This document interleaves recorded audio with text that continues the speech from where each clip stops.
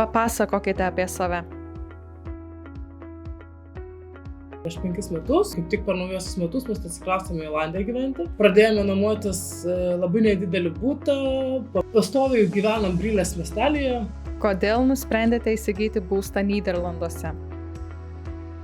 Dukra lanko mokyklą, labai patinka, tai nusprendėme įsigyti. Kad užteks nuomotis, reikia įsigyti savo nuosavą būstą. Ja, nes jau pavargom nuomotis, pavargom ir Kraustymąsi pačią. Savslaus gyvenimo, norim savo kažko.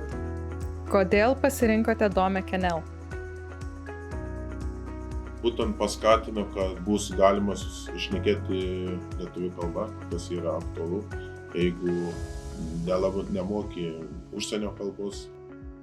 Ar konsultacijos metu buvo atsakyti visi jūsų klausimai?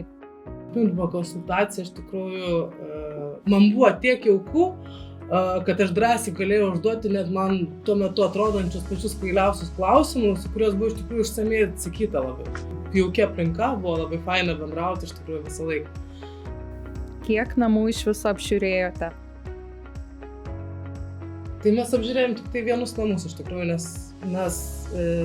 iš tikrųjų žinojom, ko mes norim. Mes jau buvom mums nusprendę. labai tiko pirmas variantas. Jo. Buvom nusprendę, aišku, radom fundoj visą tai. Ta prasme, pas mus net nebuvo abejonių, kad mes norim būtent to namo. Visa šeima būtent norėjo to namo ir mums padėjo tai pasiekti. Ar jautėtės patikimose rankose viso proceso metu? Taip, mes jaučiamės iš tikrųjų patenkinti viskuo ir netgi ateityje, nes mes pasiliksime toliau dirbti su Domeku.